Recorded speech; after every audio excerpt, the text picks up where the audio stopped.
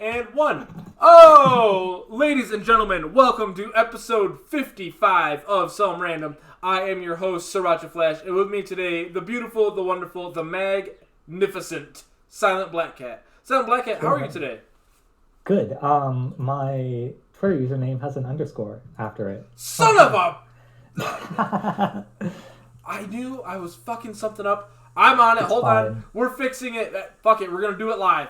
Woo! Everybody makes mistakes. It's okay. Fixed. All right. Now we're all better. Oh, yeah. All better. I'll circle that underline. God damn it. This is all going in the fucking show. Oh, we're not editing out shit for the fucking iTunes version. This is all going to be left in. That you fucking nerds can't see because you're listening on your fancy iWatches or whatever the hell you kids wear these days. Oh, my God. But anyways, ladies and gentlemen, Silent Blackcat _ on Twitter with me. The wonderful Silent Blackcat. How are you today? A lot better now that there's the underscore there. Excellent. Don't worry. Pretty good. Just had like 4 hours or so of online classes today. Yeah. That's been fun. Yeah. That sounds terrible. Yeah. I've had 4 hours of Final Fantasy VII today. That was way better. That was way better than classes. I'll tell you that much. Sounds a lot better. Oh my god. That game's so good. I'm just ready to quit fighting games altogether and just stream Final Fantasy VII for the rest of my life. It's so Fun good. fact, I have never played an RPG. What? Yeah. You've never played an RPG? Like, never like a turn-based, no Dark Souls? Nope. What? Alright, hold on. Fuck fighting games. Why? Okay. Why? So like, as a kid, I grew up like on the Nintendo Wii. So as a kid, I was playing like Mario Galaxy and like that shit. As well as a bunch of like Flash games. Okay. And then I sort of from there, I pretty much went straight to like rhythm games and fighting games and stuff like that. So I never really like got the appeal. I don't know. Okay, I mean, look, if it's not for you, like if you're just like it has like no bearing on like the kind of shit that I want to play. Like I totally understand that, but I don't think I've ever met anyone to this day who's ever been like, yeah, I've never touched Final Fantasy or anything or like Legend of Dragoon or like. Does Zelda count as an RPG? Does Legend of Zelda count as an RPG? I don't know if it does. That's like an adventure game. That's not really hard. I've never. So. Fuck. So the most I've played of Zelda is like a little bit of OOT. Okay. That's it. All right. Hey, like no Fire Emblems. Nope. Fuck. Okay. I played the mobile game a little bit. I don't think that counts. That man, well, man. Not really.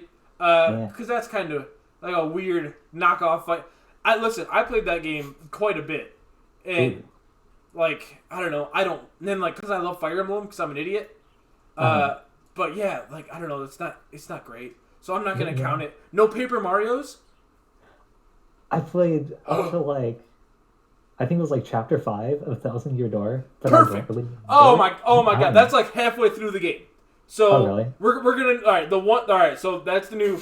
You can put that on your Twitter bio. The only RPG I've ever played is Paper Mario Thousand Year Door, which is the best Paper Mario game. So you're all good. Listen. So I've been told. Listen, this is we're playing Dark Souls. We just lit the bonfire. Humanity restored. Oh my god, everything is so much better all of a sudden. Fucking.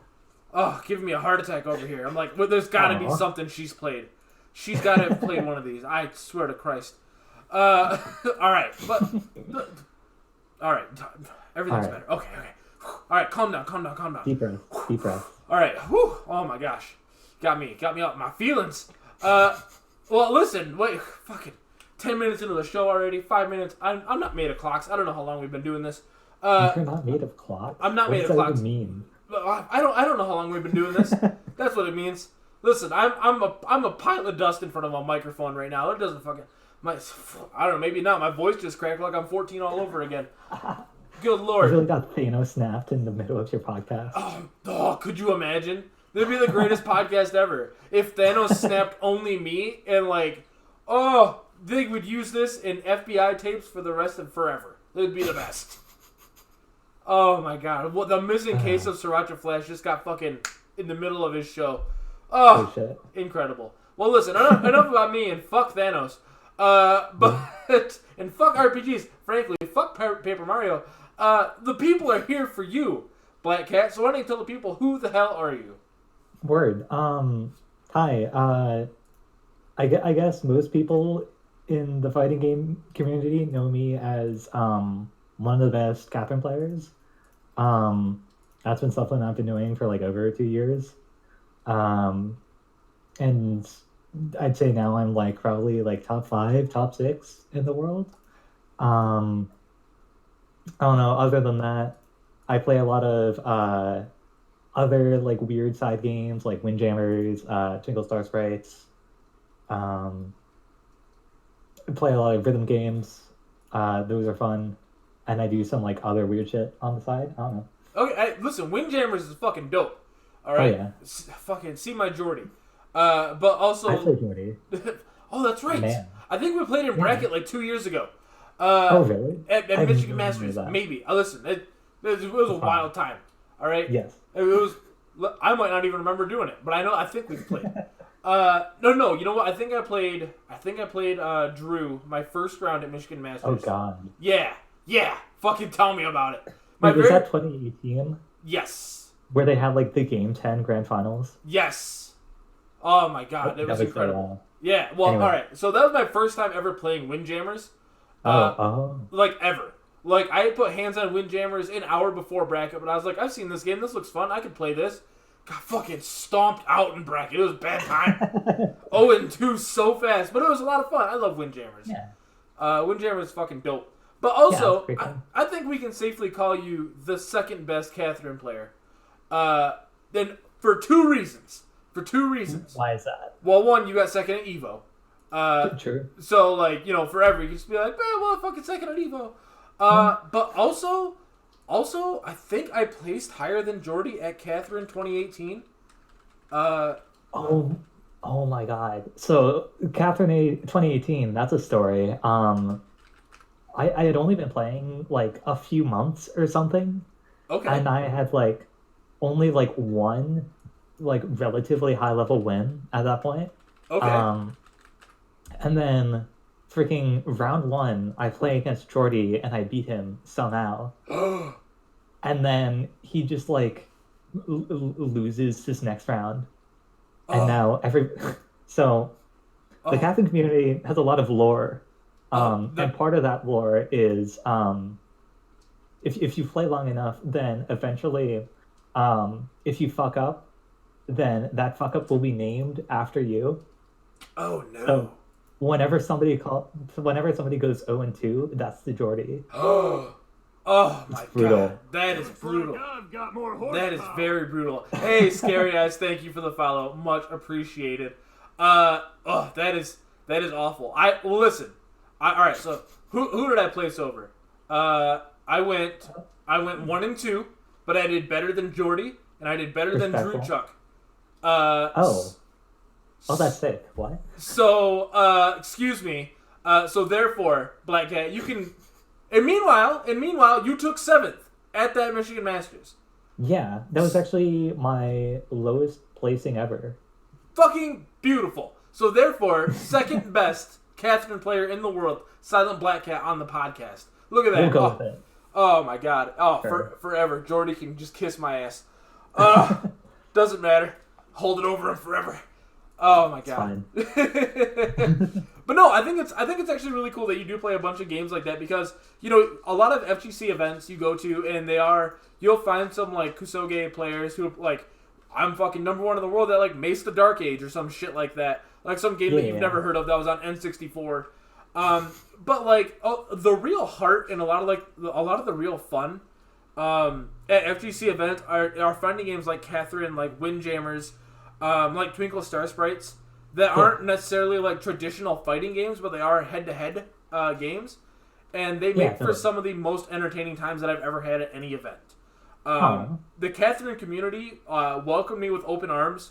You guys have been wonderful and great, Yes. and so that's why I had planned to enter this year. Obviously, Michigan Masters got canceled, but every year at Michigan Masters, I entered Catherine because you guys were so welcoming and so nice. So that was, forever. I like, even if I don't play Catherine like at home, like the only time I play Catherine was at Michigan Masters. Yeah. But I don't know. You guys have been so great. Like, I'll fucking play every time. Like, whenever you guys are in town, whenever there's another Michigan event, everyone comes through. I gotta play Catherine. Like, why would I not? Heck yeah. Yeah, Catherine's definitely like probably like one of the best online communities I've like ever been a part of. Pretty easily. Um, I'm kind of surprised till this day because the game itself kind of attracts a lot of chuds, but somehow the competitive community is like really nice. Yeah, I fucking even Dacid Bro, who Yes. I didn't know, like I knew as like a higher level player, but he and was immediately like, hey, like, what do you want to know about this game? And I was like, oh shit, like, awesome. I've seen some of like, and it's really weird, right? Because you mentioned like the online community, and the competitive scene is really really nice. The single player scene, I don't fuck with the single player scene. Yeah, me too. The single player Catherine scene weirds me out. Yeah. Like I don't fuck, I don't know. It's like it's like the Undertale fandom. They're just like if I never met the competitive side of Catherine, I only knew the single player side of Catherine, I'd be like, fucking, I don't even ever touch this game. Like, that's just not for me. I feel that, yeah. Actually, when I first went through the story, that was like 2018, 2017. That was back when I was going through like a bunch of like internalized transphobia. So like I kind of really didn't, I guess, like pay attention to the story too much. But then like a year later, I was like, oh, that was kind of fucked up, huh? I kind of like want to like not associate with that too much. Yeah, I mean, but that's growth. That's Yeah. that's how you grow. And like, you're still relatively young. You're what, 18 at this point? Yeah. And so, like, we all do dumb shit when we were teenagers. Like, we all say dumb things because you don't understand the world yet. Like, you're 18. My son is fucking 17. He doesn't understand the world. Like, he says dumb shit all the time. Like, y'all are kids. Like, I would never hold anything against a teenager for, like, this is my worldview, but, like, you haven't, experienced the world. Like, shit's still gonna change as you grow and get older. Like, for anyone to say, well, they said this at 16, therefore that's how they feel forever. Fuck you. Like, that is completely turning a blind eye to human growth and change and adaptability, and, like, it's very fucking disgusting to look at the world as black and white, like, as that scenario paints itself. Yeah, a lot of my classmates are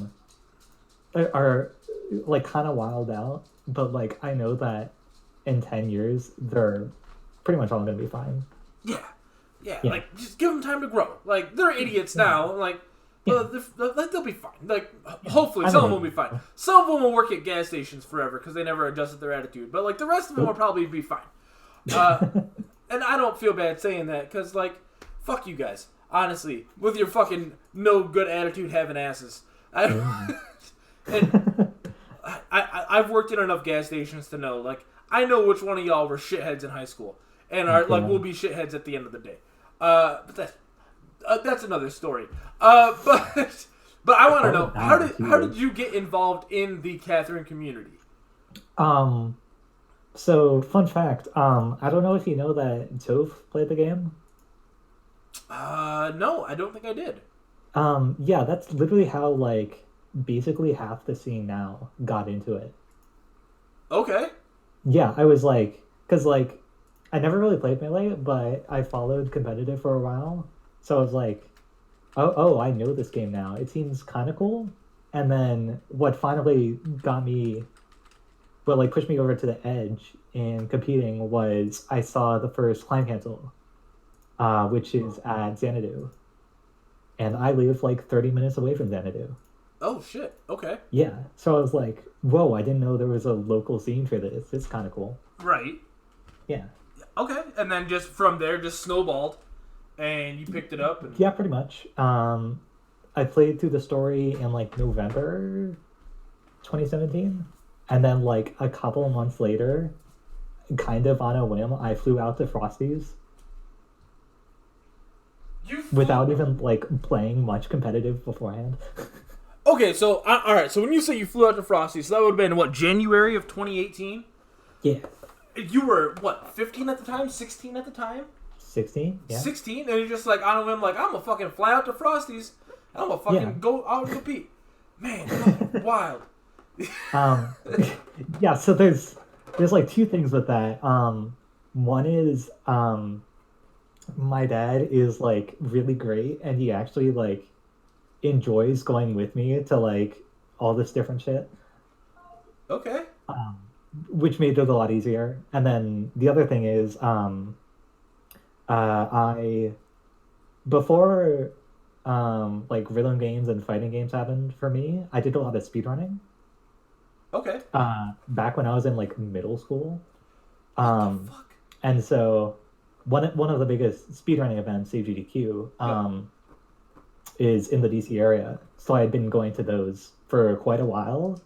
So I felt like pretty comfortable with like the idea of going to a fighting game tournament. Okay, so you've been around competitive scenes at least then for a while before Yeah, definitely. heading into Catherine. Okay, man, I kind of want to meet Mr. Black Cat now, your dad, because he sounds cool as fuck. But I'm only gonna call him Mr. Black Cat though. I hope he understands. Nice. But no, that's really cool. I couldn't imagine, like, because my parents would show up to, well, my dad, my grandparents would show up to like my football games and shit like that, or like my track meets and everything.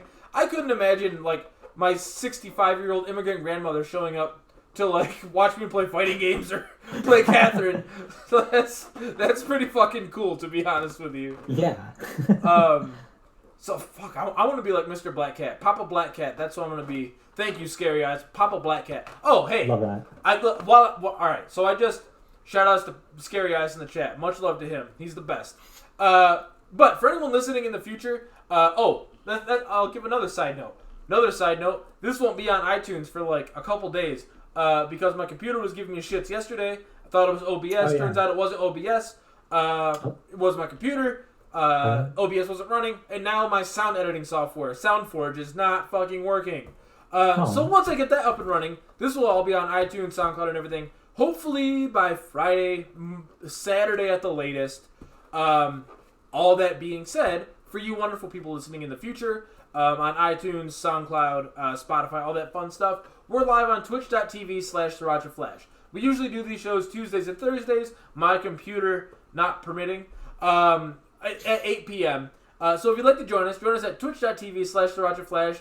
Come ask us questions, but also if you hear us answering questions from the chat or taking questions from the chat, talking to them, reading their comments, all that fun stuff, that's what's happening. Same thing if you hear alerts like when the wonderful Scary Eyes and Silent Black Cat followed the show earlier. That's what those notifications are. All that being said, back to the show. So Papa Black Cat sounds like a badass. I love him already. Hopefully we can meet in the future when quarantine is over. Sure. But when quarantine is over, what is your plan to continue playing competitively? Are you going to take a break for a little bit now that you have, graduation coming up and all that fun stuff? Or not graduation, but with like college stuff coming up later in the year. What is your plan for competitive things going forward after the quarantine? Yeah, so I definitely still want to like do stuff. I don't know. Obviously nothing immediately because I don't know when it'll be safe to start doing stuff again. But as for like the future plans of my life, I'm probably going to end up going to NYU. And there's a couple Catherine players out there. And what's nice about that location is that it's a train ride away from like a lot of places where there might be tournaments. So I'm definitely uh, I guess wanting to go to more stuff in the future. Okay. Yeah, I Oh, mean, hey, Sig. yeah, no, definitely. I was gonna say, I think Sig's in NY, isn't he? Yeah. So, hey, fucking shout out to Sig. The very first year that I did Catherine and he had me sign that T-shirt, I was like, this is the Oh, fucking yeah. best community ever. Yeah. And then he eliminated me first round of black, or put me in losers first round of black last year on stream while I was chugging beers. So shout out to Sig. What a wonderful human being. Sig is like one of the only players that are maybe better than me. Well, then that would put Drew at number 3 then. So it's Sig number 1, Yeah. Silent Black Cat, and then Drew's 3. Shas is 3. Confirmed. Yeah. So, but listen, I don't make the rules. I just enforce them. Sorry. It's just the way it goes. I can't help it. So, I guess we'll roll, because I had another question. What are your goals for competing moving forward? But I think we all know the true answer is just unseat Sig from the top spot now at this point. But... oh, sorry. Go ahead. I mean, that would be nice. I don't know. Like, we're usually pretty even in friendlies, but I haven't managed to take a tournament set often yet. So I'd like to do that. But then ultimately, I definitely want to win a full body tournament. Okay. Because that second place at Evo was like so close to going my way. All right, so that's all right. That Which question kind of was, made me sad. but it's okay. The close victories always hurt so much more because you think about, I could have done this if only this had gone different. Better, like, Yeah, exactly. as opposed to a blowout where you're like, I just got outclassed. Like there was nothing I could do. Like I tried my best, got beat. The by the skin of the teeth, like you fall just short of the finish line. That one fucking stings the most. That will sit with you forever. That being said, so that question's been going around on Twitter, and it's not in the show notes, but I figured I'd ask you, what is a worse feeling, 2nd place or 9th place? I mean, I'd say for me, it's 9th because, like, I'm not really expecting myself to get less than, like, top 5 in a Catherine bracket. Okay. So if I, like, don't do that, then something's probably wrong. Yeah, definitely. Yeah. I think that's about where I'm at too, is 9th place, because at least at 2nd place you can at least say I made top 8, right? You're within the top 8, and like that will be etched in the annals of like history forever. A top 8 at a major event, Fucking shout outs to Automatic, but Automatic's like CFN name is top 8 Street Fighter 5 or Street Fighter Cross Tekken at Evo. Like that's his fucking CFN. Because he got top 8 in that game. Like, top 8 can last forever. Like, 9th. No one gives a fuck about 9th place. Like, you're out of the money. You're out of everything. Fuck 9th place. Yeah. That is the worst. Yeah. Oh, God. 9th place sucks. I hate 9th place. That is awful. I mean, anyways. I'm just glad that I've never gotten 9th place in Catherine. Oh, look at you. Oh, so privileged. I don't get it. Oh, I know you don't understand what those lowly peasants have to deal with in the 9th place position, but it happens. So I guess the next question then, because I kind of want to go back a little bit that we in our earlier questions, but where does Silent Black Cat originate from? Was that just something that you thought up one day, or is there more history behind it than what we know? Yeah, so coming up with that name took me like 10 minutes or something. I was basically like sitting down and I was thinking, hey, what are some words that I vibe with? And then I eventually landed on this and I was like, oh, cool. Okay. And then sometime later, when I picked up Melty Blood, I found Len, who is literally a mute cat girl. And I was like, oh, wow, I can her. Oh, this is cool.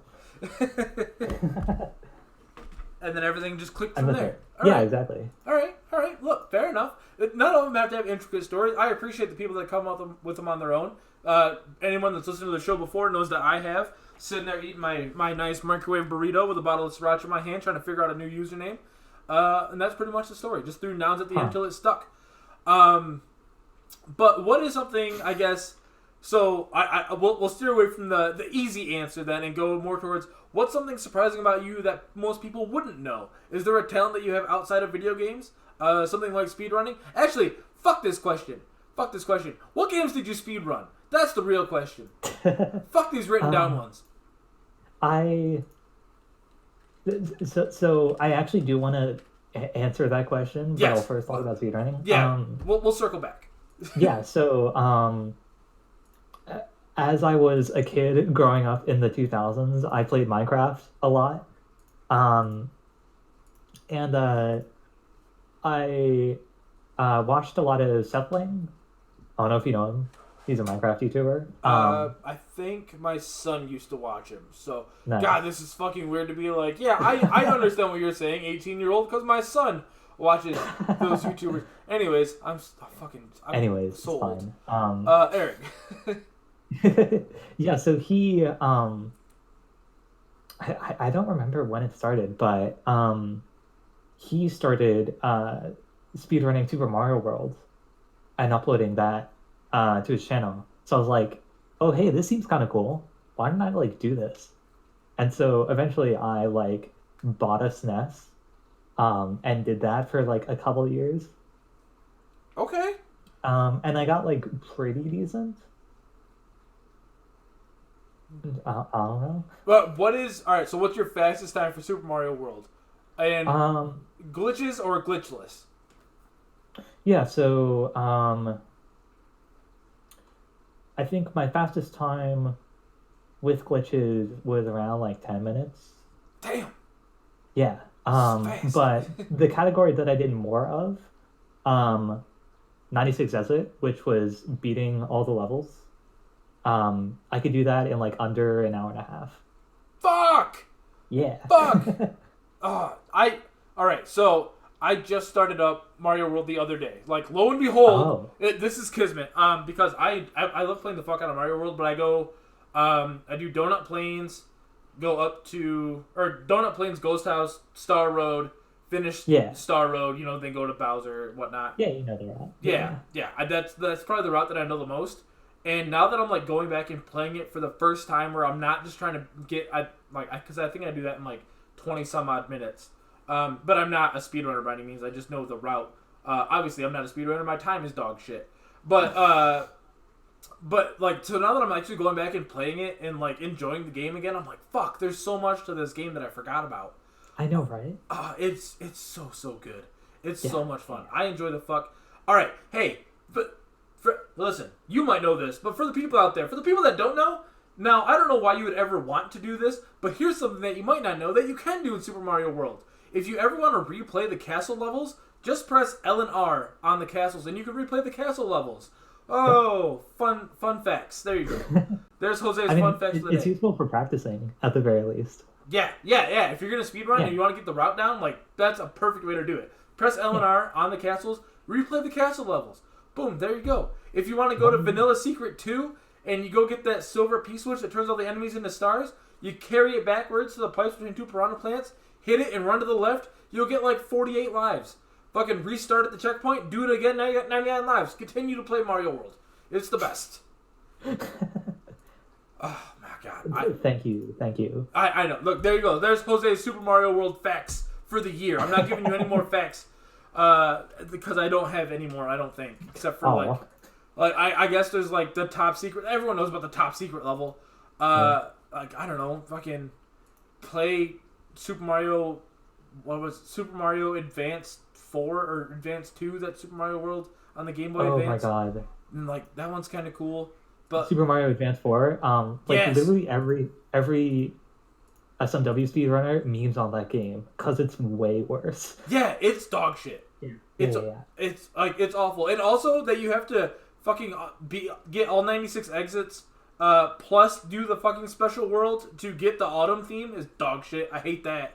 I don't know why they changed that. That is in SMW you just have to beat special world. Yeah. In the SNES Super Mario World, you only have to beat special world, and then you get the autumn theme, which is really cool. In the Game Boy Advance version, you have to get 96 exits plus the special, and that is that kind of sucks. That is fucking awful. Yeah. But anyways, fuck Mario World again. Jesus Christ. Dude. God damn it. But yeah, all right. So now we'll go back. Something surprising about you that most people wouldn't know. I guess one of the big things I'm into outside of video games is yo-yoing. Yo-yoing. Yes. Okay, so I've seen some tweets, but I thought this was just like, I picked it up as like a fun hobby, but like really, really into yo-yoing. I guess, yeah. Okay. So I don't remember where I first saw it, but I randomly found a video of competitive yo-yoing, which is the thing that exists. And I was like, oh wow, this is cool. I want to do this. And now here I am, I guess. Yeah, I knew about competitive yo-yoing because I think it was on ESPN2 once upon a time, a long time ago. Now, mind you, ESPN2 also has like the rock, paper, scissors championships and the arm wrestling championships. So like that shit was on early morning all the time. Yeah. Like it would be replays. You'd never catch that shit live because it'd be like on at 3 a.m. broadcasting from Scandinavia or some shit. But I did know about competitive yo-yoing. Didn't know that's what got you into it though. All right. Is there a giant difference? Like, okay, if I'm looking at it like a fight stick, are there really high class yo-yos, or like does it come to a point where you're like $40 will get you like the baseline yo-yo that you need for competitive play? Yeah. So one thing that's nice about it is that it's like comparatively a really cheap hobby. Gentry Stein, one of the world's best, he made a point of winning the U.S. Nationals with like a $15 plastic yo-yo. Oh. Yeah. Okay. So yo-yos can get up in like the hundreds range and be made out of like titanium or whatever, but like you don't really need it. Okay. Yeah. So it is like fight sticks. Like you could buy like a $400 stick, but like if you've got like a $60 one that you've put together, it's probably fine. Yeah. Okay. It just all right. I'm just curious about this, but also shout outs to fucking Gentry Stein, who's like a handsome motherfucker. Look at this. You know him? I don't, but like I'm looking at pictures of him now. Oh yeah. And like, dude can kind of get it. He's like kind of cute. He's very tall. I don't know. I listen. His name's Gentry Stein. I don't imagine that he's like it's like the whitest name ever. Yeah, like for real. Like he with a name like Gentry Stein, he was either gonna do country music or competitive yo-yoing, and that's just about it. I mean, I don't know how old this person is, so I don't want to be like talking about how good looking he is, but like he's like fucking. I don't know. Yeah. Looks like he knows what he's doing. But yeah, goddamn. All right. Yeah. Well, listen. This show is no stranger to having stuff like competitive yo-yoing on the show because Jarpogo, I think our second or third guest, who is a wonderful, wonderful, lovely human being, he is the world record Guinness holder for pogo sticks. He hopped the it was like, oh, god damn it. Over a 24-hour period, he hopped on a pogo stick more than anyone else in the world ever has. It was like 27,000 bounces or some shit like that. What? Yeah, it's crazy. And then How? And now he's like a competitive Smash player. And then he, for the longest time, he had the world record for the fastest mile on a pogo stick. And then the longest distance traveled on a pogo stick, which his record was broken, and I was trying to get it back again. And fucking shouts to Jarpogo. This show is no stranger to weird, like, yo-yos and pogo sticks and all kinds of weird fucking hobbies. Like, we had Peachhead on, who's a fucking, like, competitive weightlifter. Listen, some random's the best. We have the best assortment of guests. Fuck all y'all. This is the greatest. So, I know you said you picked up Melty Blood. How, outside of, the outside fighting games, like Catherine and Windjammer and stuff like that, how many, I don't want to say mainline, but straight up fighting games are you playing right now? So, I've tried different I guess like traditional fighters in the past, but literally like the only one that I actually have liked is Melty. Okay. Yeah. Um, Although I haven't really tried too many. Like, fun fact, I've literally played Street Fighter like once. Okay. Like any Street Fighter. Was it Street Fighter 2? No, it was 5, Oh, I okay. think. Well, at least you played the best one. No. It was so what happened was I was at because I'm like right next to DC, and there's like a bunch of stuff going on there, as you can imagine. And I remember, I think it was at the National Gallery of Art that they brought in a bunch of like arcade games and setups and stuff. And there was this like one Street Fighter 5 setup where there was just this like this like adult man sitting there like bodying kids over and over. um, and I got close to beating him, but since I had no idea what I was doing, I did not. And that was the only time I played Street Fighter. Okay. I mean, I'm not gonna hold it against you for like not playing a bunch of fighting games because fuck it, it's video games. Who gives a shit? Remember, this is a Final Fantasy podcast after this episode going forward, so who cares? But no, like that's the thing that I'm always curious about too. Is there are a lot of players like Shas and those guys who are big in the Catherine scene and like you, but I'm curious as to, like, does that branch out into other fighting games? Because I know some like Windjammers players play Smash, or some Windjammers players play Tekken. One thing that's kind of cool is ever since Full Body came out, which was like around a year ago, the Japanese Catherine scene has like kind of exploded. Oh. Yeah. And what was really cool was at Evo last year, like 20 of them came over or something. Damn. Yeah, that was sick. But I bring that up because some of the Japanese players also, I think, happen to be like some of the world's best third strike players. Okay. Yeah. I saw Shas was fucking like trying to challenge Tokido.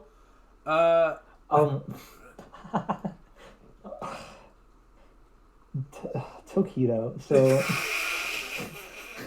So the story behind that is he did like a promotional thing when Full Body came out, and he was like, yeah, I'm gonna play Full Body for a year and then win Evo. And then after like a few months, we just never heard from him. That sounds about right. Yeah. That sounds about right. That's like Daigo picking up Kage or some shit in Street Fighter 5. Like, he's never gonna fucking play. Yeah. This is all for show. Like, Jesus. Yeah, that sounds about right. Tokido, you fucking rascally, wily scoundrel, you. I almost said some way worse words, but then I was no. I don't want to scare him off from the scene. But, don't be... Listen, don't be like that, Tokido. Come play Catherine. It's a lot of fun. Yeah. All right? You'll have more fun playing this than you will playing... Street Fighter 5 is pretty great. But, like, I don't know, whatever the fuck else Tokido's playing right now. You playing Eunice, Tokido, fuck you. Play Catherine. It's Catherine better than Eunice. I'll throw that out there. Fucking see me in it. Y'all can fight me. I don't give a shit. Guess what? It's my fucking show. I'll mute you. I don't give a shit. I'll ban you. I'll ban you from the stream. I don't give a fuck. This is my show. So, alright. So, I guess now I want to take it back before fighting games, before competitive games, before speedrunning. But you're relatively young, so what was your first video game? What got you started down this dark path with us degenerates? Oh God, I honestly think it might be Flash games. Those were a time. But I think my first like real video game was Mario Galaxy. Okay. And today that's still like, oops, sorry, one of my favorite games. No, you're totally fine. Yeah, Mario Galaxy is fucking excellent, so I won't fault you there. But as someone who spent a lot of time as a kid playing Cartoon Network Flash games, I'm not gonna fault you for it. Those games were some of the best times of my life. So if you wanted to be like, yeah, I played Fucking super. Oh god, what was that fucking awful Super Mario shooter? That was a Flash game on Newgrounds. I don't know, whatever the fuck that was. If you were like, that was my first game, I'd be like, more power to you, girl. Like, you fucking go all out. It is what it is. You know, some of us played like Atari for our first fucking video game, and Atari video games had way less detail in them than most Flash games. So I'm not even gonna give you shit about it. It is what it is. Good point. Yeah. It's fucking, if you don't know fucking hell unless you play the Indiana Jones Atari game, then you're like, well, back in my day, video games were real good. Fuck you, you pile of dust. You don't know what the fuck you're talking about. All right, so moving on. Shake it off. Okay. I think it was yesterday, maybe the day before. You had brought up visual novels to me. Oh, yeah. And I confess to you, much like you with RPGs, I've never played or read a visual novel in my life. So sad. I see this. How I feel about you and RPGs, girl. Like, I don't fucking listen. We're on the same fucking page here. This is a two-way street. But if you were gonna recommend me a visual novel, what is the best one that I should start with, or what is objectively the best visual novel? I can't say objectively because it's all subjective. What is your favorite visual novel of all time? Oh God, how do I even answer this? So I guess I'll preface it with the fact that I haven't really played too many. It's like really only like during the quarantine that I really got back into them. But I've only played like a couple before now. Okay. The one that I'm playing right now and that I am really liking is Muv-Luv. And people call Muv-Luv Alternative, the last one, like the best visual novel of all time. Oh, okay. Well, Yeah. at least you're reading the best one, so you can recommend me the best one. I don't know. All right. So this is a very important question from the chat that I can't pass up. Newman wants to know, does Phoenix Wright count as a visual novel game? Yes. Fuck. All right, then I played a visual novel. I've played like 6 visual novels. Yeah, and a very popular visual novel that is a visual novel is Danganronpa. Okay. Yeah. Okay. Does Professor Layton count as a visual novel? Maybe. I don't know much about that game. Oh, okay. Never mind. Fuck it. Fuck that game. Fuck Professor okay. Layton. What a stupid game. Who would play that game? Definitely not me. What a... Oh, jeez. All right. So... all right. So, what did you say? Muv-Luv? Muv-Luv? Yeah. Muv-Luv. Muv-Luv. All right. Yeah. So this is how I'm... Muvluv. Is that what I'm hearing? Is that really what it is? Yeah. Oh fuck! All right, I'm the best. I'm a king of visual novels. Look, that's what happens when you read a lot of visual novels like me, kids. You just know titles immediately. Okay, Muv-Luv. All right. So what makes that the best visual novel then? Like, why would I start there? Well, I don't know if I'd recommend that you start there. To be perfectly fair. And I'm actually like in the middle of the last game right now. Basically the deal with it, and this is going to be in like vaguely spoiler territory, for the record. Okay. How do I even like introduce this? So like basically there's 3 different games. First one, is like aggressively like average. Aggressively average. Yes. Big it's like horse a super... girl energy. Sorry? Big horse girl energy.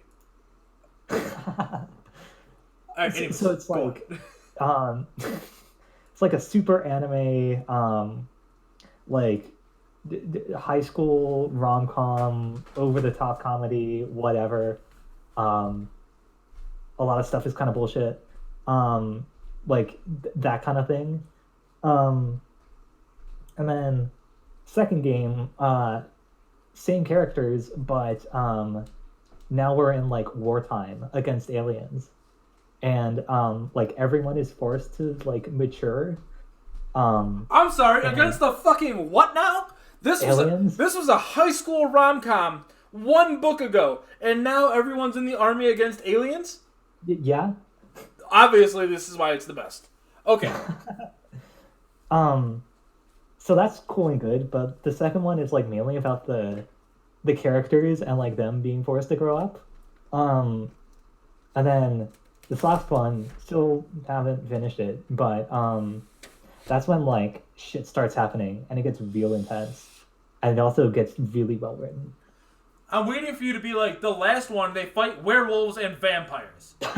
Like, that's about what I'm ready to hear at this point. Which would be totally fine. Like, I would love if they were just like, well, we killed the aliens or we beat the aliens, but the alien seeds turn people into vampires and zombies. Like, oh my god. I can't wait. That would be a good bit. But I appreciate the term aggressively average. I'm going to use that in daily life going forward. That is very, very good. And part of what makes it cool to me is that in the last one, when everything's super serious, there's like a bunch of references to the first one where like when you were playing through the first one, there's like a lot of stuff where things don't really make sense. But then when you play the others, it's like, oh, that actually like had a purpose and it's important. Okay. In the middle of this average like dating sim or whatever. Oh, all right. Like now I'm intrigued because I'm like this. It like vaguely makes sense. Like I'm able to make the connections where I'm like this probably follows these beats with like interstitials or like odd scenes. But as someone who just played World of Horror, I'm imagining like that interstitched in. So maybe I'm setting my goals too high. But for the rest of the people out there, fucking play World of Horror if you haven't played it. That is a fucking excellent game. I think it's like $15 on Steam right now. But go play that fucking game. That might be a visual novel too. But that's like an RPG visual novel. That's damn it. TLDR, it's like a Japanese horror game. And every scenario, there's like a bunch of different scenarios. Everything that you do in those scenarios impacts the rest of the game. You can replay those scenarios over, but it's also like a roguelite because your character has different stats every time that you play, and you can get different outcomes. And there's like 4 different endings to each chapter, and like each ending, it's a fucking wild time. It is a crazy time, and it is scary as shit sometimes because like Japanese jump scares aren't like bah, like it's a jump scare. It's like, oh, this disfigured like woman is slowly peeling your flesh off. Like it's the red cape and like blue cape. You ever heard the red cape, blue cape like Japanese horror story? I don't think that, no. Okay, so really quick, you guys. Fucking sorry everyone for this detour. But there's a Japanese ghost, and I don't remember all the details to it anyway. So fuck it. But there's a Japanese ghost, and it comes to you and it asks you, "Do you want a red cape?" And you say yes. It peels your skin off and then attaches it like to your back as a red cape. If you answered like I want a blue cape, it strangles you to death. Your face turns blue, and then now you have a blue cape. If you don't say anything, the ghost fucks off and leaves you alone. So like that's the moral of Japanese stories is just shut the fuck up sometimes. But that's as much as I've gleaned from it. Obviously, scholar here. But before we get to our last 2 questions, hey, everyone in the chat, if you would like to ask Silent Black Cat, my wonderful guest here, some questions, feel free to put them in the chat right now. Why is it so dark? That's my wonderful daughter. Because it is nighttime, sweetheart. Opal, would you like to say hi? Hi. Hello there. All right, but Dad's doing a show, okay? So you gotta take the balloon away. Gotcha? All right, thank you. But anyways, if you'd like to ask Silent Black Cat some questions, feel free to put them in the chat while I ask her these last couple questions. Originally this question is favorite source from the FGC. Realistically, that doesn't have to commit entirely to the fighting game community. If there are other other stories from the Catherine scene or what's the name of the game? Oh god, I just lost it. It's on the tip of my tongue.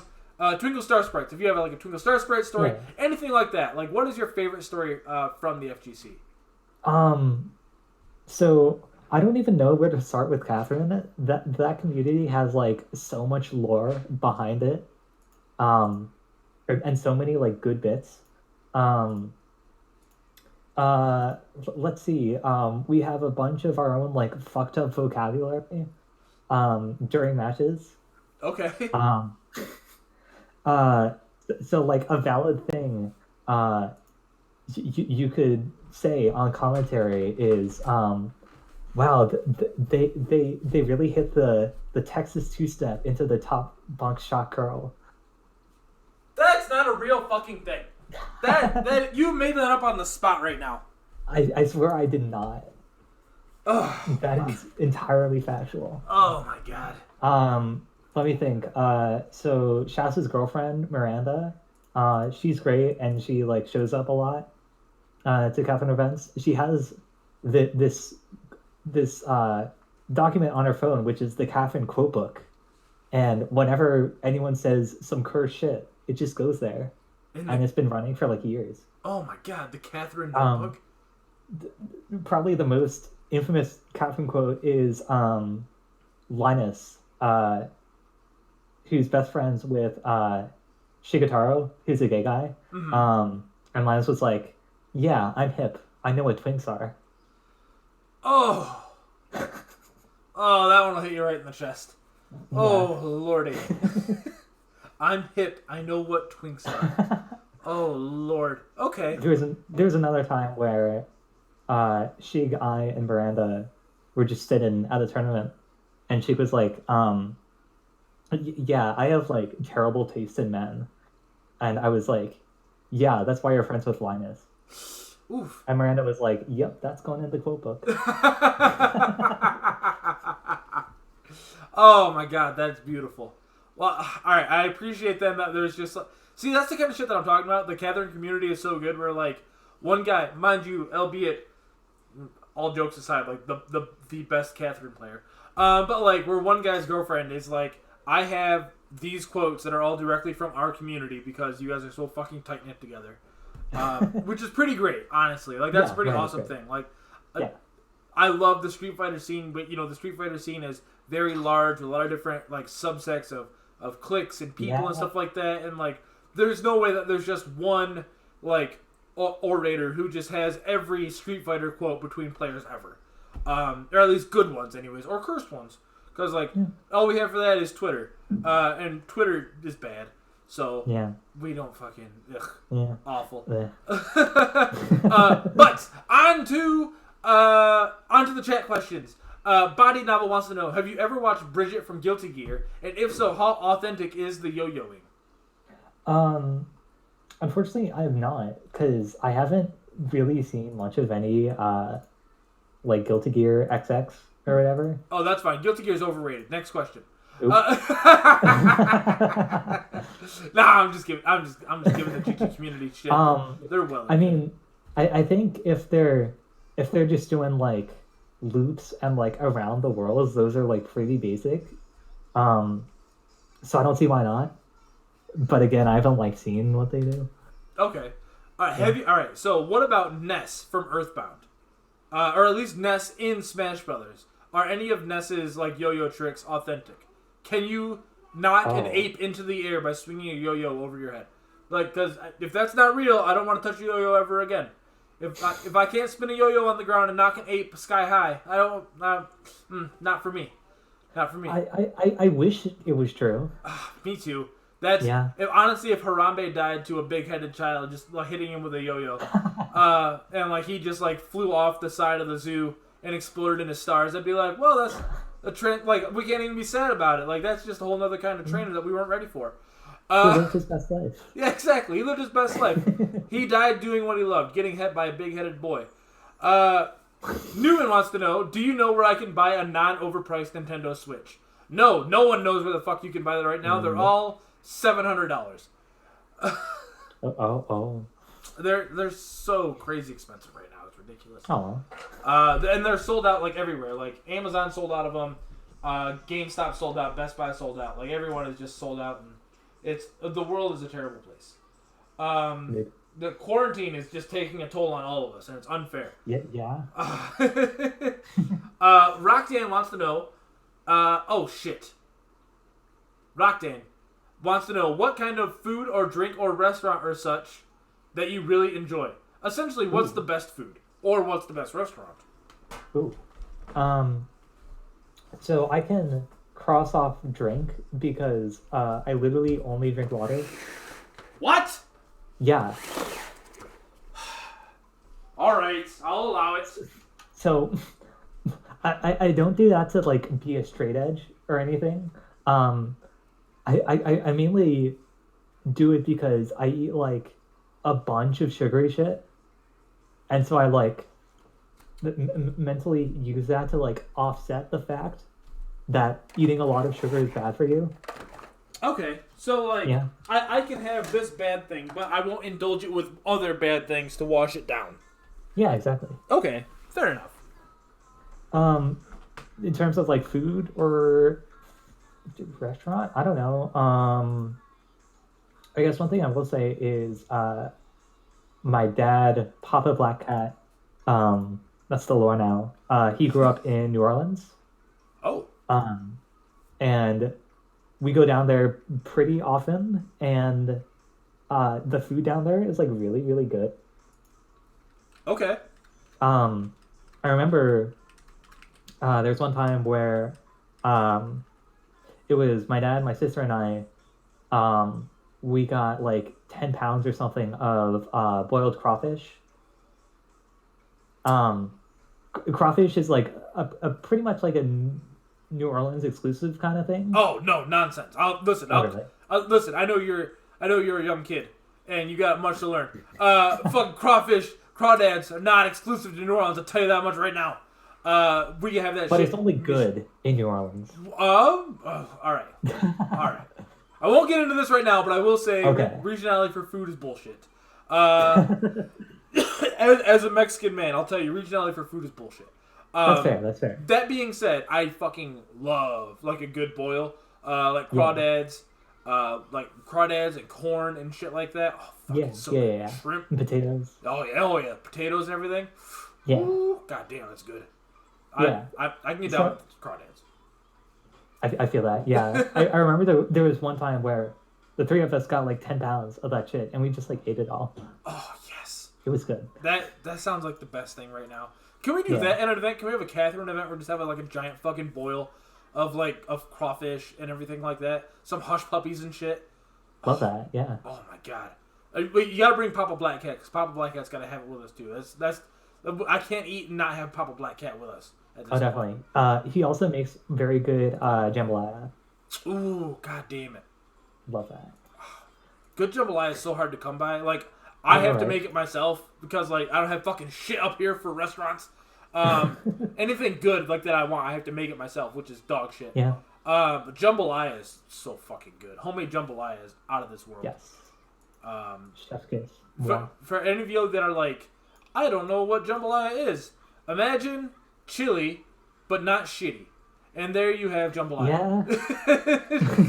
And I love chili, but just imagine chili, but not shitty. And that's jambalaya. And it's so fucking got like the smoked sausage in there, a little bit of chicken thigh, some shrimp. God damn it. Corn, tomato bit. Oh, fuck it. All right, I'll make a jambalaya this week. Some rice. Hell yeah. Oh my god. All right. Velius wants to know, do you want a gay burger right now? I'm not exactly sure what that means, Velius, so I'm going to leave that one alone. So the lore goes... More lore. So, Velius, Morgan, and I are all around the DMV area. And there's this place near Velius, this like just random ass restaurant that has Beyond Burgers. And those are the gay burgers. Okay. So I went up there one time and we got the gay burgers and they were very good. The gay burgers. All right. Well, if we're in the DC metro area, I'm gonna try the gay burgers. I'm gonna need a gay burger immediately. Yes. Oh my god, that's wonderful. And I think that might be the last question from the chat. Just double checking. Yes, that was the last one from the chat for right now. If anyone else has any other questions, feel free to put them up, and I will get to them promptly. But first, I'm gonna throw it to you, Silent Black Cat. Miss Black Cat. There we go. That sounds good. Ms. Black Cat. This question is not even really a question. This is an open platform, a soapbox. Your town square, and you have the megaphone. What is on your mind lately? Is there anything that you want to get off your chest? Anything you want to talk about? Anything that's bothering you? I will get off of the soapbox and hand the microphone over to you. Word. So first of all, I'm gay.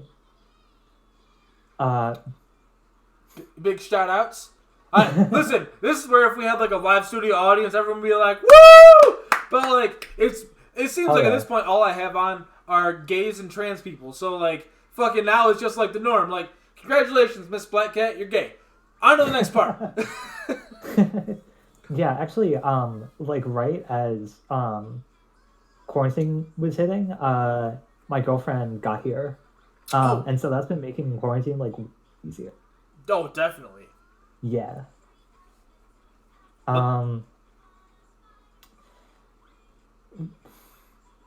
What do I even say? I don't know. Look, whatever you want. There's whatever you want. Even if you're just like, hey, I'm gay. You want to end it like that? Like, perfectly fine. I wouldn't even hold it against you. But no, having someone like a significant other in quarantine makes this 1,000 times easier. Yes. I think I just told this story recently, but that's me. I repeat stories. My now wife and I, we spent a good amount of time together in quarantine, like when we first got together, and not by choice. It was mostly because our son was away at his grandmother's. I had just gotten laid off from work, and our car broke down. So we were just stuck in a house out in the middle of the country. Like, and when I say the country, I mean the closest store was 12 miles away. And the closest neighbor was on, like, they don't live there all the time. Like, the closest neighbor was, like, next door, but they don't live there in the wintertime, or, like, in the fall time. They're only up in the summertime. And besides that, there's just, like, farms and shit around us. Like, I live in the country. Like, if you go down the street and don't see a Confederate flag, something is wrong. Like, something happened to that person. So, like, that's where I live. So we were just out in the middle of fucking nowhere, quarantined together. And we just made that shit work. And I think that really built the bonds that we have today. And now that we have, like, fucking Quarantine 2, Electric Boogaloo together, it's, like, it makes it a lot easier to be with someone that you love. Or at least someone that you enjoy spending time with. It definitely, like, because I couldn't imagine doing this alone. Because if I was doing this alone, I'd probably just be streaming the whole time, just hoping for, like, some kind of human contact and conversation.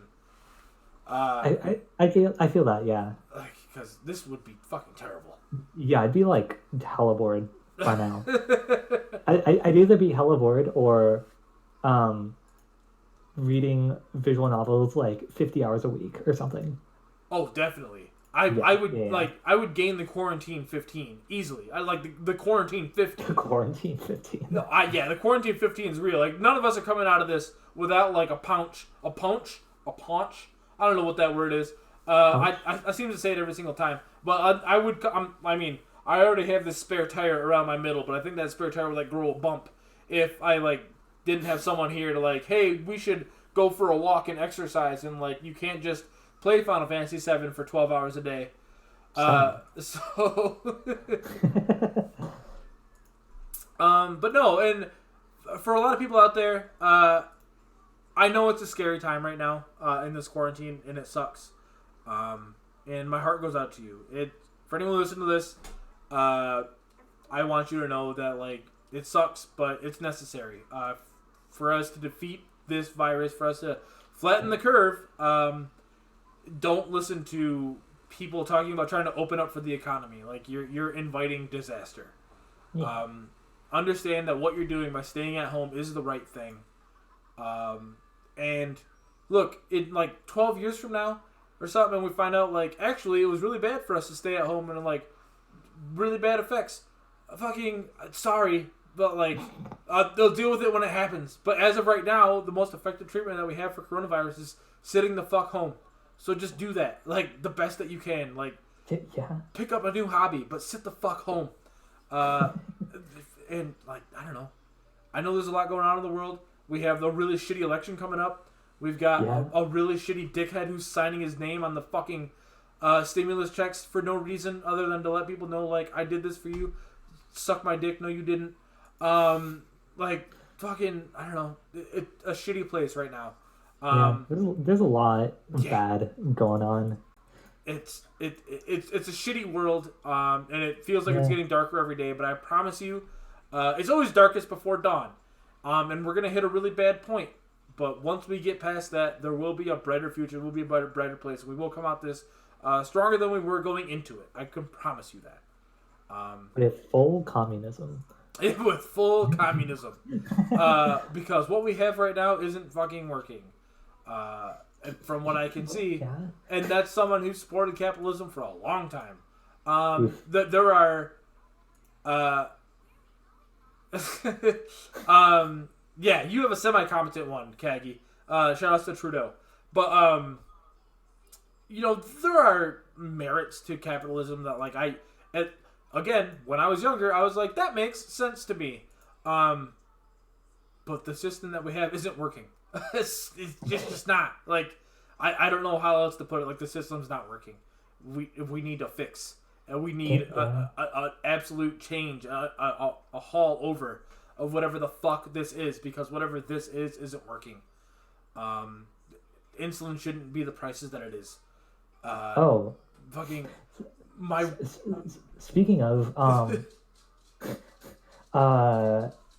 my girlfriend both can't work and is diabetic. Oh fuck! Which is fun. Yeah, so you're right in the middle of it, so you understand. God damn. God damn. Like, but insulin shouldn't be the price that it is. My wife shouldn't be charged to hold our daughter, like, when she's born. Like, these shouldn't be things that are happening. Like, we need a change. That change is probably going to be at least 4 years off, from what it seems now. But all we can do is hope that it gets better. But I can't let this end on a sour note. I can't. I can't let it end on a down note. And I'm sorry, guys. Sorry to bring it down. But we got talking about it. It happens. But Black Cat, you have been a wonderful guest. This has been this hour has gone by way faster than I thought it would. I didn't realize we were at like an hour 10 right now. But you've been fantastic. I've loved having you on. If you have any final notes, feel free to get them out now, and we will get you the hell out of here. Yeah. What do I want to talk about? Oh yeah. Something I don't really talk about on main too much. Is I like a lot of weird RPG Maker games that aren't RPGs. That's kind of like its own subculture. And I think it's cool. Okay. Listen, I'm happy that we're bringing this full circle to the beginning of the show. So, all right. So, what kind of weird RPG Maker clones are we talking about, or RPG Maker offshoots? Yeah. So, Yume Nikki is one of the games. Happens to be pretty popular, kind of. Okay. It's a game where you play as this shut-in, and you explore her different dream worlds. Okay. And one thing that's cool about it to me is that there's little to no sense of direction. You're just kind of there, wandering around. Can you send me links to this, because this has piqued my interest very, very much. So if you can, I would love to hear more about this. Yeah, that's how you type it. You mean Nikki? Okay. Yeah. Let me think. That's a cool game. It's very I guess very ambience. And words. I don't know. It's kind of hard to describe. Okay. This is all right. So I'm looking at this now. Yeah. This is fucking terrifying. Like, this is like Earthbound meets Day of the Tentacle. Yeah, actually, I believe this was one of like the major influences of Earthbound. What in the fuck? Or not Earthbound was a Earthbound. big influence Earth. on Yume Yeah, Nikki. yeah, Okay. yeah, Yeah, I'll be playing this. Holy yeah, shit. yeah. That's a sick game. This looks incredible. For the people that want to look it up, YUME space NIKKI. This looks amazing. This is alright. Well, I'm sold. This is Cool. this is right up my fucking alley. This is my Love kind that. of shit right here. All right, I am excited, fully torqued right now. I am. Hella. Yeah, hella. Let me think. Actually, my favorite game ever probably is also an RPG Maker game. One Shot. Um, it's I guess it's probably like the best use of like metafiction I've seen like in anything. Um, what it is it's like this like puzzly exploration-y game. But like you the player and the character you control are two different entities in the game, Really? and the character you control like talks to you. Okay. Yeah, it's super weird. Like in the game's universe, like you are literally God, and the character you control is the Messiah. What?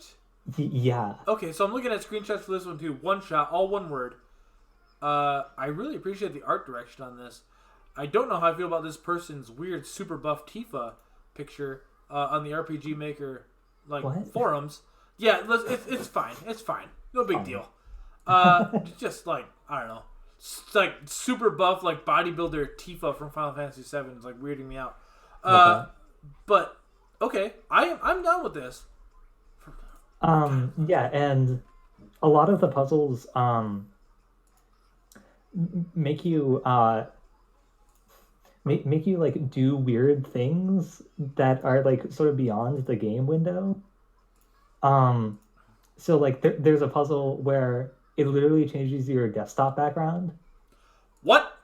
Yeah. Yeah. Okay. All right. Okay. I think if I like fucking escaped out of a game and my desktop background would change, I'd shit my pants. Like full on. Like just shit them. Like I don't. Oh man, that would make me uncomfortable as fuck. Did you ever play Eternal Darkness? Well, probably not. You fucking. No. All right. So Eternal Darkness was on GameCube. Do you know the story behind this game? I do not. Okay, so Eternal Darkness was like a Alone in the Dark / Resident Evil style-ish game.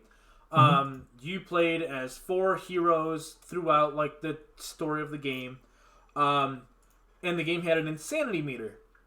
And the insanity meter, when it rised, would make your characters go batshit crazy, but it would affect you, the player, but also the game. So, like, if your insanity meter got too high, the volume on your TV would turn down, and like you would see a volume meter just like go to 0. You would boot up the game sometimes, and if you if you saved and quit out of the game and your insanity meter was too high, when you loaded up the game again, it would show your save files as corrupted and deleted. But they're still there. You can still access them and start the game, but you can't. It'll just say like no save file, empty. But your save file is there, but it'll tell you it's corrupted and you can't start the game. Just like weird shit like that all the time. And it was like one of the best GameCube games that doesn't get talked about. And if they could do a remake for that, but actually make it so that way they just delete Tekken off of your console, fucking hilarious. That would be the best. Where like I was playing an Eternal Darkness remake and then it just deleted Tekken. Oh, that'd be fucking hilarious. I would just laugh my ass. Like just like delete a whole fucking game. That'd be so good. Yeah. I definitely want to play that game. That looks really cool. Yeah, not that I'm advising people to use the Dolphin emulator, but if you happen to come across it and play it, Eternal Darkness Sanity's Requiem is a great game. Highly fucking recommend it. It's Nice. fucking weird, but it's like super good, and it's like got like decent-ish like graphics for the GameCube. But it's got like a lot of fun puzzles and shit. Like everything in this game was very, very good and deserves to be played by a lot more people. But yeah, like that's one of the few GameCube games I'll actually recommend that's like not Nintendo made. Yeah, we don't endorse emulation and theft, but Wink, we do wink, endorse nudge, we do endorse being able to play games that you can only find for super expensive for very fucking obscure reasons now that aren't in print anymore. And it's not like Nintendo makes a fucking dime on that game anyway, so who gives a shit? But we don't endorse it. Yeah, it's fine. Everything's fine. Alright, so we've gone everywhere in this episode, from RPGs to one-shot RPGs to RPG Maker games. I actually do want to bring up one more thing. Oh yeah, absolutely. Which is both like a meta thing and a visual novel. It's like I guess now it's kind of like a meme. But Doki Doki Literature Club is a very good game. Okay, is that for real? Is that for real? Like I've heard it, but I always thought that was like the joke game. Is it like a good game? Yeah, I think one of the big reasons it got popular was because it like jump scared a lot of streamers or whatever. Okay. But like yeah, I really like that game. And I guess like my enjoyment of the game sort of goes beyond the game. Because like so like I beat the game like soon after it came out or whatever. And then what was cool was there were different fans of the game who were like creating their own projects. Okay. That were sort of like loosely inspired from it. And they were sort of doing their own I guess their own like meta elements or their own like immersive stuff. I don't know how to articulate this, but like a big thing I'm into is like ARGs. Okay. And what was cool was that they happen to like spring up around a video game when like usually they aren't about video games. Okay. So like I was a decent part of it, like a big one that sort of happened right after it came out, and then I actually helped create one, which was like pretty cool. Oh, okay. Yeah. So all right, so I had no idea this was like a horror game. I thought Oh yeah. I thought this was just like fucking cute squirrel girls, like fucking visual novel. This is like a horror game, like a real horror game. Yeah. The point is that it's not advertised as a horror game. Ah, okay. Yeah. All right. Okay. Yeah. I'm like very thrown off. Like I googled like what is Doki Doki Literature Club because like I wanted to like be able to like see images and stuff while we're talking about it. And then some poor girl is stabbed in the stomach. So I didn't and then you were like, there are jump scares. And I was like, what the fuck? Okay. Alright. I guess there's more to this world that I knew about. Because, what the fuck, man? What the fuck? What? Alright. I'm not streaming this, but I am definitely gonna play this. I'm fucking curious. But alright, so you gotta, alright, before I fucking play this though, does it get weirdly horny? Like, is there like too much weird horny shit in this game? Oh, not really. Alright, fucking awesome. No. Because, like, that's the one thing that turns me off from a lot of anime and shit, is like, there's a, like weird horniness stuff, and I'm like, oh, I don't give a fuck about this, so then I just turn it off. Oh yeah. Yeah, that's like a thing in visual novels. There are a lot of visual novels where they would actually be like improved if they like cut out horniness, but like they put it in the first place so that it would like sell. All right. Like Tsugime, for example. Mm-hmm. Where the H scenes are like comically bad, but then the rest of it is good. Okay. Yeah. All right. All right. Did that like I don't know. I guess that's that. So I don't know. I don't watch a lot of anime. Like the only anime that I've watched recently is like Castlevania and High Score Girl. Oh. Yeah. So, but like that's it. But like those like tick off my boxes of like they're not like weirdly horny. And like that's pretty much it. Like don't be like because I don't want to be like watching something and then my wife comes in and I gotta explain to her like I'm not like here for the horny cartoons. Like I just want to watch like a good show. And fucking oh man, I'm not watching Samurai Champloo again. I'm not getting into Samurai Champloo body novel. It's not gonna happen. But if Doki Doki Literature is not like weirdly horny, then I'm all about it. I'm in. Fucking all right. I'm watching it for the stories. I'm only here for the articles. Oh my gosh. Anime is an art form. You just don't get it. Oh my god. That's the best scene from The Office that got cut for some reason. Yeah. It's called hentai and it's art. And it's art. Oh, fucking shout out to Stanley. Shout out to Stanley. It's not that I'm too pure because like I talk about a bunch of awful things all the time. It's just that like I don't know, like I can't get into anime. Like I've tried and I just like I get so fucking bored so fast. Like even Final Fantasy VII, which I fucking love, but they have some like heavily like anime-ish scenes and I'm just like I don't give a fuck about any of this. Like, at all. Like, there's a musical scene, and I'm just like, oh, fuck me. Like, I don't care. I just don't fucking care. But I did appreciate, like, I appreciated the artfulness of it. But as with all things, I hate the musical segments of anything. So, like, I'm just a shitty person. I don't know. I fucking, the song and dance does nothing for me. Yeah, I'm at, like, that stage of weeb where, I love anime, but I don't really watch it anymore. Oh, okay. So you're like the evolve. All right. So you're almost too otaku at this point. Yeah. Okay. Yeah. No, just like I don't know. I pretty much just like look at art and read visual novels, and like watch movies sometimes. That's about it. Okay. The most that I can say. No one's gonna know who the fuck that is, so I'm not even gonna bring it up. But there's like a YouTube like artist who puts together like EDM tracks and like brings them together, like gets a bunch of artist tracks, shit like that, and puts them on her YouTube channel. And she like uses like anime girls from all over. Oh yeah. She goes by Xkito, XKITO. I think I know that channel. Yeah. Okay, I've been following that. That's the only like music channel that I'm subscribed to. Been subscribed to her for 4 years now. And that's where I find a lot of like recent like trance and EDM music and shit like that. But other than that, like that's the most like exposure I have to outside anime besides Twitter. Is I'm like, oh, a new video's up, and there's like an anime person, and sometimes I'll just scroll the comments to figure out who that person is, and I never retain that information ever. But then someone will say a name, and I'm like, I know that person from like a YouTube thumbnail. The end. Like that's my experience with anime. I will get better. I promise you guys. That's fair. I actually, I'm very accustomed to that because a lot of rhythm games, especially the one I mainly play, Soundbolt, has like a bunch of anime in it. Okay. And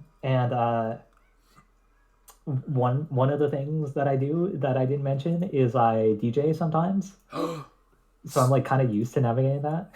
The Yo-Yo and Catherine playing DJ? Yeah, I guess. Yeah. This is all right. See, this is getting better. This is like the field goal kicking, garbage picking. Hold on, what the fuck is it? Field goal. All right, hold on. Garbage picking. Fuck. What is this shitty movie? There it is. The garbage picking, field goal kicking Philadelphia phenomenon. There you go. There's a fucking Love that. Disney sports movie starring Tony Danza from the 80s. That's a real fucking movie. Yeah, so that's you now. You're the yo-yoing Catherine playing DJ at this point. I'm very excited. So that was something I've been vaguely interested in for a while, but it actually sort of materialized when Jay reached out to me. Because I don't know if you know, but he also DJs. I do know that. Jay fucking pimps that shit out. Yeah, hell yeah. Again, I don't know how much you heard about this, but he actually threw an event in Detroit in November. That was just like a free all ages like Japanese hardcore kind of thing. Along with Derek, who like doesn't play fighting games, but he's in like a lot of the Midwest fighting game spaces. Yes, I remember he did a DJ set, like a concert at Michigan Masters 2018. Yeah, that sounds right. He gave me a strong 0, so he's in my heart forever. Love that. So. And then they were going to have this other guy on, and that would be the lineup, but that other guy had to drop, so Jay was like, hey, can you fill in? And then I ended up flying out to Detroit to DJ. What? Yeah. Okay. Yeah, that was sick. Okay. It was literally like my first time DJing, like live in front of a crowd, which was a little nerve-wracking because I like kind of messed up a lot. But people seemed to like really like it. So it was like cool. Well, the fun thing about EDM is you can kind of mess up and like it works, so it's fine. Like fucking the Fat Rats built his whole career on that, so it's fine. Like no big deal. But what's he gonna do? Come after me? Go fuck yourself. I'll bootleg Unity on something else. But no, that's cool as fuck. Well, all right. So I think we've just about cleared everything. We're now at an hour and a half. Jesus Christ, another 30 minutes flew by. Which I don't give a shit about. This has been amazingly fun. If you want to come on in the future, again, like I would love to have you on. This has been an incredible time. But if people want to find you on the internet, where can they find you at? Twitter mainly, silentblackcat _. Don't forget the underscore, you sons of bitches, because I did. Yes. And I felt like an ass. So don't forget it. That's like basically it. I have like a Twitch and a YouTube, but like I don't really use those very often. Okay. Yeah, that's where you can find my bullshit. I don't know. But perfect. Well, look, follow my wonderful friend here at silentblackcat _, on Twitter. If you want to find me, Twitch, Twitter, Instagram, Facebook, all that fun stuff at Sriracha Flash, YouTube, Pornhub Premium, all that fun stuff at Sriracha Flash. Find me. Come talk with me. Watch my videos on onlyfans.com/Sriracha Flash. But that being said, this has been some random. This has been Silent Black Cat for episode 55 of the show. Thank you all for joining us, and you have yourselves a wonderful night. Thank you for having me. Yeah, thank you for being on. This was a good time.